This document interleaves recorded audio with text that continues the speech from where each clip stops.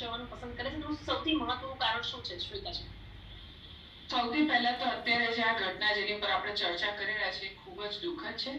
ભલે અમેરિકાનું ડિપોર્ટ કરવું એ એક લીગલ મેટર છે અને એ વેલિડ છે, પણ એની સામે જે રીતે આપણા નાગરિકોને ત્યાંથી મોકલવામાં આવ્યા છે, એમના હાથ અને પગ બાંધીને, અને 204 લોકો જ્યારે એક જ ફ્લાઇટમાં એક જ વોશરૂમ સાથે પોતાની કન્ટ્રીમાં 2 દિવસે પાછા મોકલવામાં આવે છે, ત્યારે આ ઘટના થોડી દયનીય છે.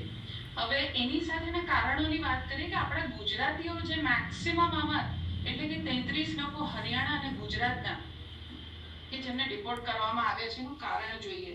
આપણા ગુજરાતમાં સૌથી પહેલા એક જે દેખાદેખી હુસાતુસીની અંદર એકને જોઈને મારો મિત્ર ગયો છે, મારા પરિવારના સભ્યો ગયા છે, તો મારે પણ ત્યાં જવું છે. કેમ? કારણ કે માત્ર ને માત્ર મેં એમની સોશિયલ મીડિયા પર પ્રેઝન્સ જોઈ, એમના સારા ફોટોગ્રાફ્સ જોયા, એમની નવી લીધેલી કાર જોઈ, અને આ બધા કંઈક મહત્વાકાંક્ષી સપનાઓ જે આપણે અહીંયાથી સાચી માહિતી લીધા વગર સેવી લઈએ છીએ, અને એ જાણ્યા વગર કે શું આપણે ત્યાં પહોંચવા માટે લાયકાત ધરાવીએ છીએ કે નહીં, શું આપણી પાસે જોઈતી એજ્યુકેશન, જોઈતું વર્ક એક્સપિરિયન્સ, જોઈતી ભાષાની અંગેની પ્રોફિશન્સી છે કે નહીં.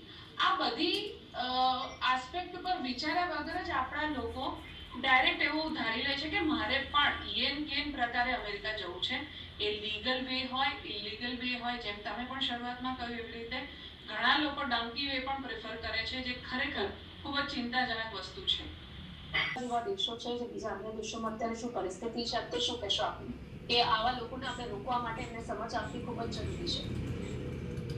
સૌથી પહેલા જે પણ આપણું યુવા વર્ગ છે કે જે અત્યારે સપના સેવીને બેઠું છે કે મારે વિદેશ જવું છે, તો પ્લીઝ તમે પહેલા એ જુઓ કે તમે તમારા ઉપર કામ કરો, તમારી પ્રોફાઇલ સ્ટ્રોંગ બનાવો, તમે સારું ભણો, સારા પર્સન્ટેજ સાથે પાસ આઉટ કરો, આઈએલ્સ, પીટી, ટોફેલ જેવી એક્ઝામની સારી તૈયારી કરો, એમાં સારો સ્કોર લઈને આવો, અને પછી તમે ભણવા માટે અથવા કામ કરવા માટે જઈ શકો છો.